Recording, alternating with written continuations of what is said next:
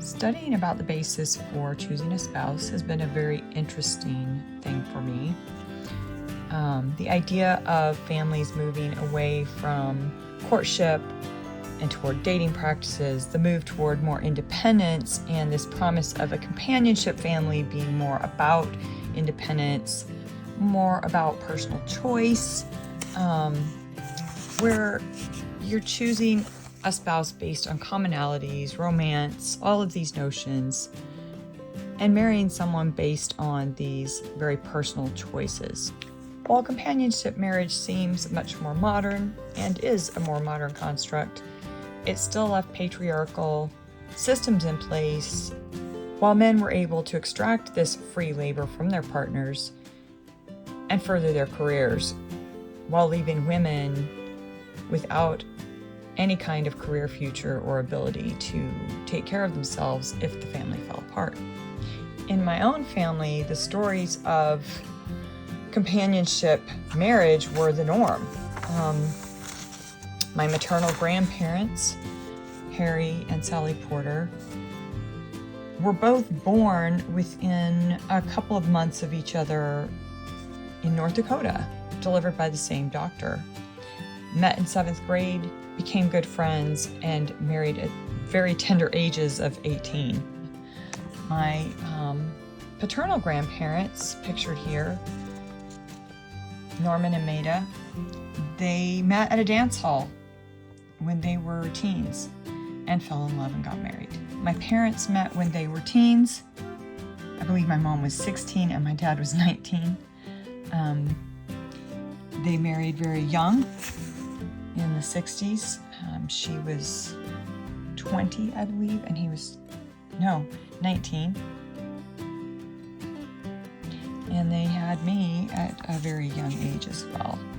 When she was 23, I was born. My dad was 26. And overall, this system seemed to work really well in my family, as people did stay married for a long time. We had healthy, loving families, from what I could tell. So of course I did the same thing. I met someone, fell in love, seemed to have certain compatibilities, and got married and had children. Single parents are growing rapidly. Less and less people are likely to be married and living in the same household. And we do have structural policies to help with that, but they do not address things adequately. So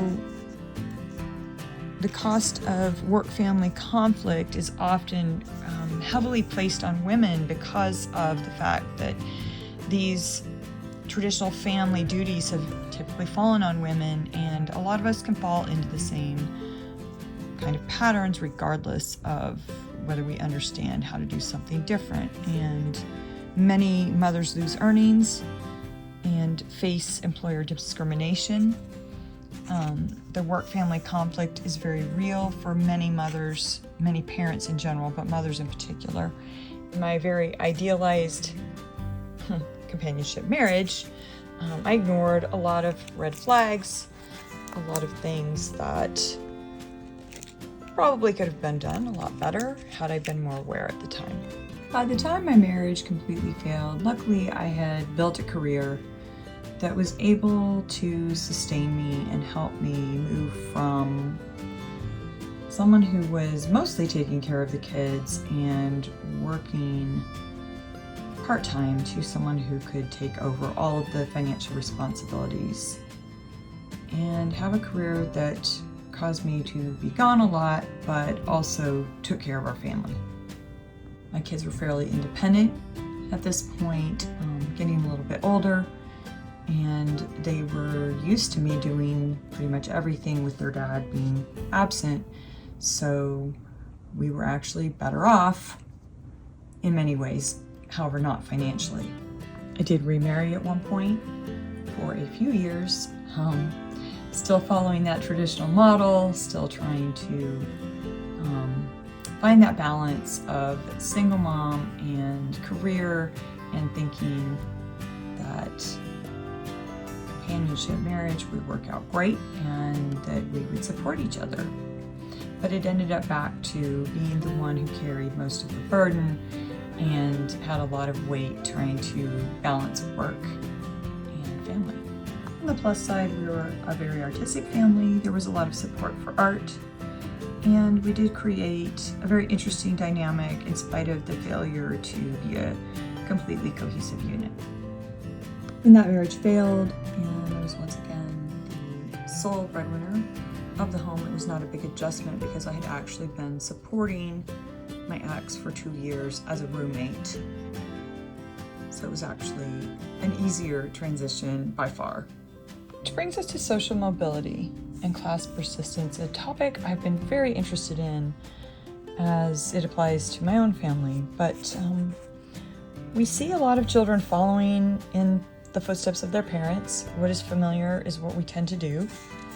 Whether it's in regards to marriage or career, we know that most blue-collar families raise children who get into blue-collar jobs.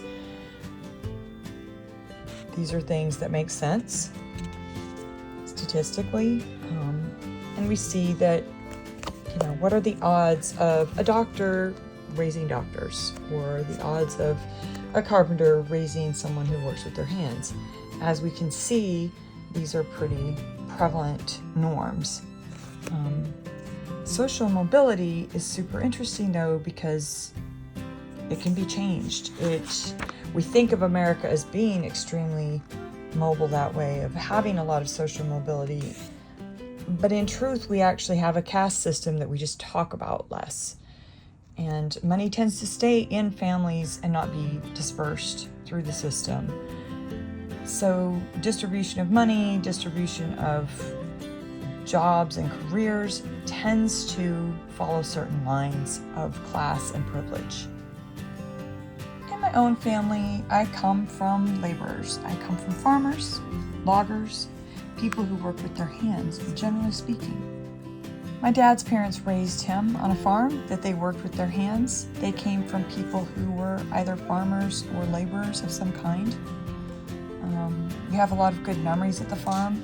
It was a really good life, but it was a hard life, and my dad left it as soon as he was able.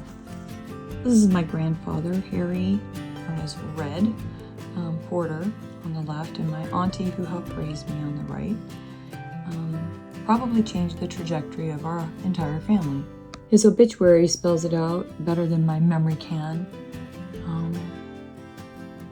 Possibly because of just being a white man at the right time, but also through hard work and good ethics, he was able to grow his work career into a merger with Yukon Supply Company. When he sold that, it made him a lot of money that he invested.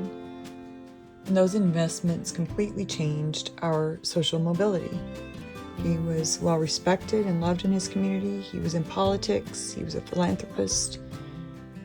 And those connections and that social mobility definitely affected all of our lives.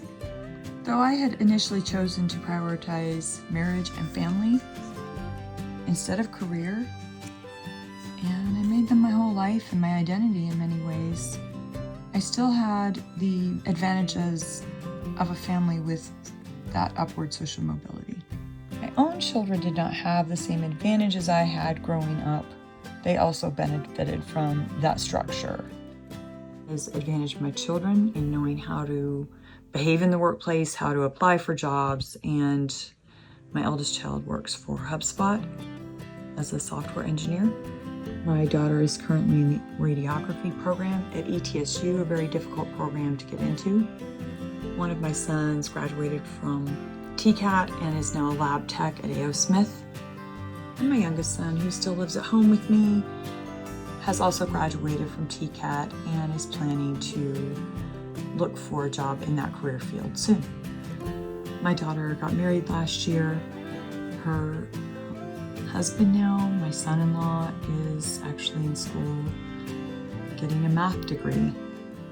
So we've all benefited from many of these things that are hard to describe, and learning from your family ways to interact with the public, at your job, and you can create social mobility but it is something learned. The social mobility that my grandfather created and the wealth that he created allowed my dad to help build his career. It allowed my family a lot of opportunities, and my mother went back to school in her 30s.